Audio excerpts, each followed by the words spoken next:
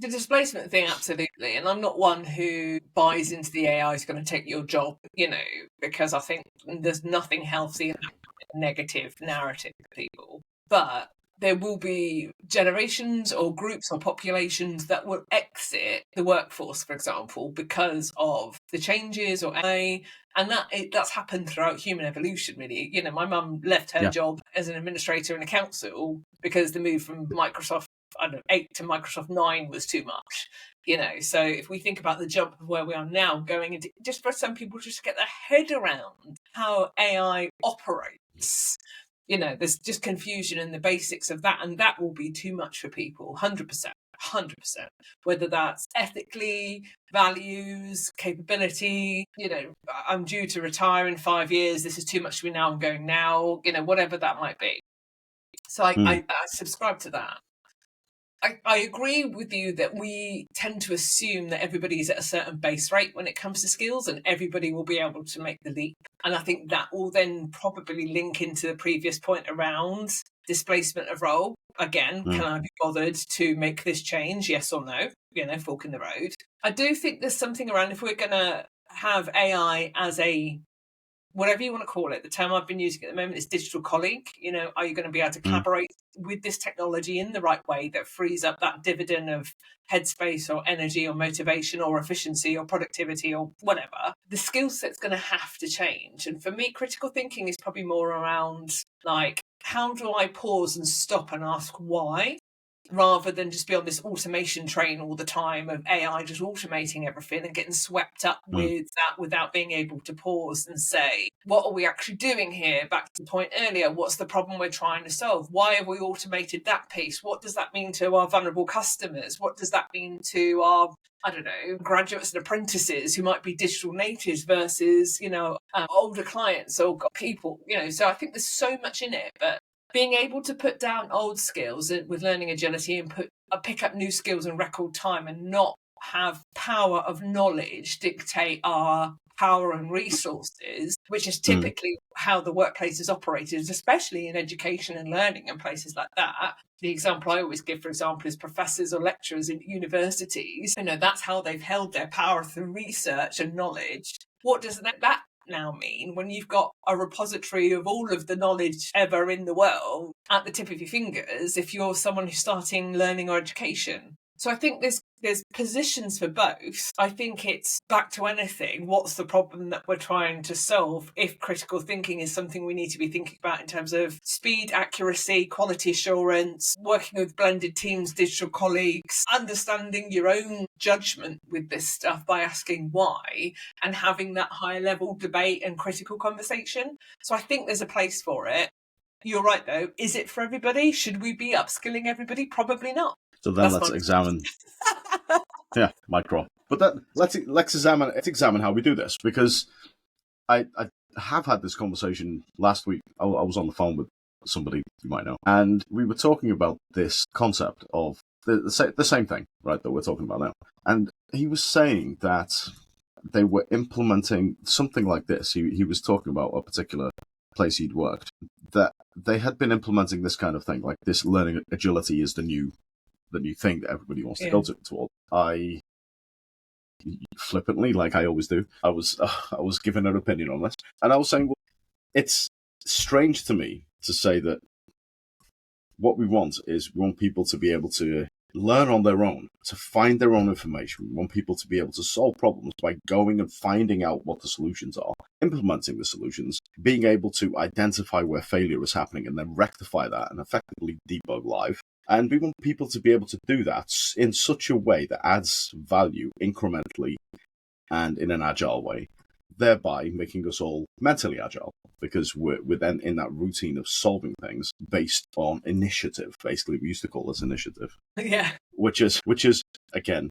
not something that a lot of people are good at. It's again going to be normally distributed. So that's all fine. But then the disconnect that I have, because there's always a disconnect in our thinking in this industry, and it's meant to be a cognitive industry, but there's just some things just don't make sense, right? And what we say is we want people to be agile. So the way we're going to achieve that is we're going to sit them in a classroom with somebody who also isn't agile, probably because they've been around for 20 years and we can't displace them. So we're going to say, person who's been around for 20 years and got no history of being agile in their thinking, make some PowerPoints, sit in front of a classroom, we'll do it on Teams, and we'll spoon feed people how to be agile in their thinking. We'll tell them, if you want to be agile, go and find out information. Here's the resources, so you don't have to go and look for them.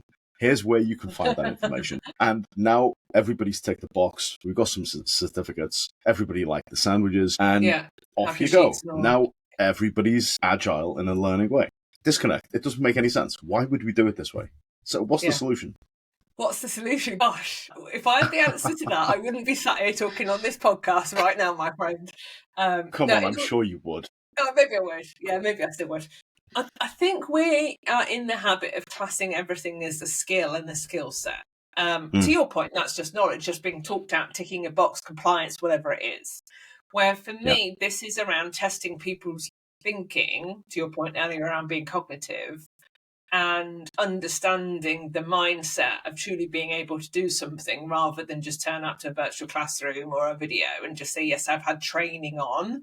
Blah, blah, blah. And I guess this is where it goes, and I know this is a conversation probably for another day, this is where you get the debate around why are we called training and development or learning and development, when actually that isn't really the goal that we should be going after. It should be, I don't know, performance or pick a word, whatever it might be. So this stuff for me isn't about skills or training and learning. It's about continuous improvement. It's about being able to ask the question. It's about asking why and being comfortable to ask your manager why, not just be told and be done, as it were. And actually the whole kind of pushing the boundaries of being a risk taker and being a bit more entrepreneurial. And, you're starting to hear a little bit more about entrepreneurial skills, but you've got to give people the space to be entrepreneurial and be able to fail and then have the mindset that what did I learn from that and actually do something different. I don't know if I've ever seen an organisation that has the comfort levels to be able to say, off you go, employee, there you go. You got the mindset, go and break something, and by the way, we'll be okay with it. That's what I don't see is perhaps the environment that sits around that. And I'm not giving L&D an out by saying that, by the way. The MD says we're not allowed to do that, so we'll just run training instead, although it's probably the easy answer. I think it's with AI and embracing AI, embracing change, what has to come with it is an organisation that sits around that, so we become guardians of this rather than the police of learning or whatever it might be. So we understand more around using quality assurance and asking questions and critical and being rewarded for the right behaviours rather than having our wrists slapped to say you went and put this into the wrong spreadsheet, so therefore you lose your bonus for next year. Yeah, I think a lot of these things are tricky, right? Because, there's the future of L&D as well, and what is that? And I kind of reflect on this a little bit like it's an abusive relationship, Because one day you wake up and you go, you know what? You guys must obey. There's this e-learning. It's got to be done by the end of the day. You've got to click the button. Go and do it. Do it now. Don't question. Just do it. Do it, right? And we got that kind of relationship with the employees in L&D departments. And then the next day we'll go, we'll wake up and we have coffee and cakes and we go and cuddle everybody. We say, you know what? We want you to be the best shining star that you can be. Go fly and kiss the rainbow and be amazing. And then the next day it's like, what are you doing? You must finish this thing. Don't think, just finish this thing. Do it now. Do it now. Yeah. They need to be, I'm not saying either of these things is better or worse than the other. They're both probably necessary in organizations. But I think we need to have two different departments. I don't think you can have that kind of relationship with the workforce and build trust. And if we're not there and we're not building trust, then all of these other things that you mentioned around, well, how do we have the space and the freedom to be able to innovate? Well, it's not going to come from a department that doesn't know fundamentally what its relationship is with the workforce. So to me, that's kind of problematic. But the other thing that is problematic, I was paying attention to your language when you were talking, because you were saying, if we're not given the space to be entrepreneurial, and it's true, the language you use is absolutely correct, but it is passive language, because I'm an entrepreneur, you are as well. We don't wait to be given things, we can't take it. And if you can't have the mindset that you will go and take that freedom, you will go and experiment because you need to, because you're hungry to do so, because, you won't thrive without doing that. That's a different mindset to, sir, can I have the freedom to go and think differently.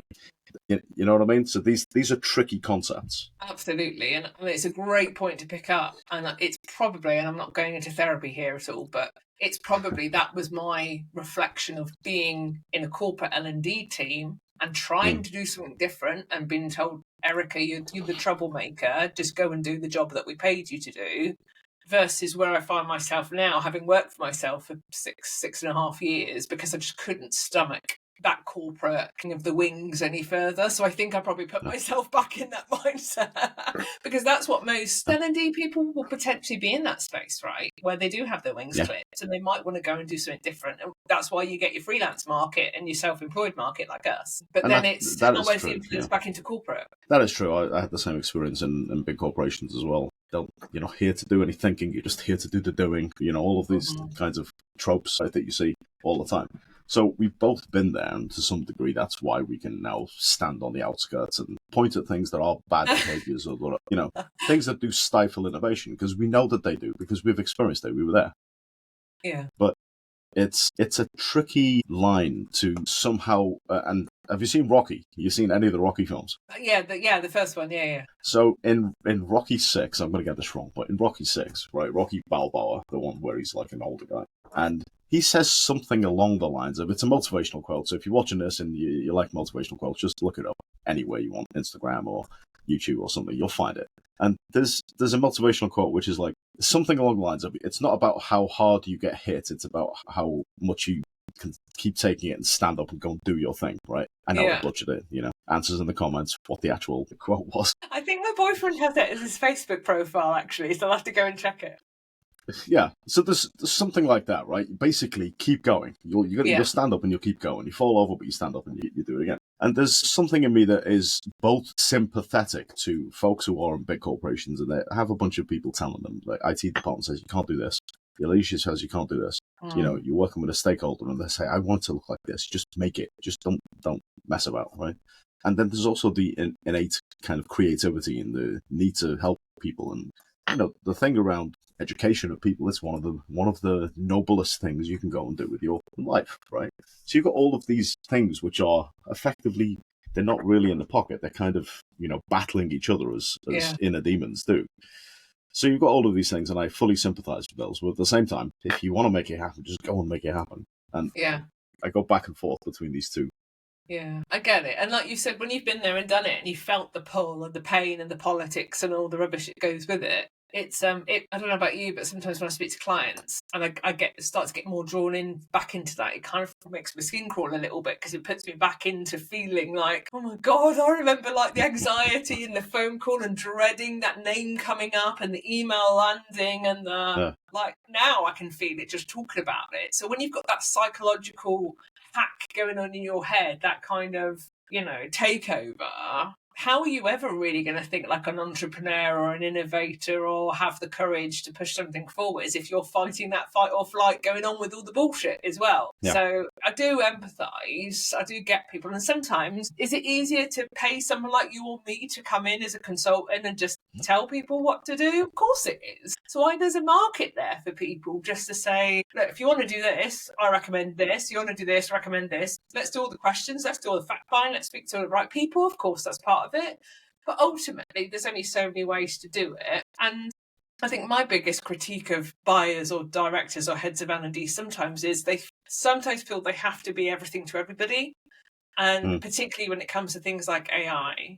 And actually, we all know that that's maybe not everybody's strength or not the reason why they got into doing what they want to do. And that's okay as well. So I think the question some people could, ask themselves watching this podcast is actually, what do I love about doing my job? And if it isn't stuff that I'm being asked to do organisationally, then I've got a few choices to make. Is that my role? Is that my business? Do I bring in a consultant? Do I do something different? That's the critical thinking piece, the why and the bigger piece to actually get to the root cause of what's going on and what the best solution is. And I don't think we always do that. I think we play the game a bit too much sometimes. Yeah, that's probably true. And I agree with your point that it's easier to bring people like you and me in.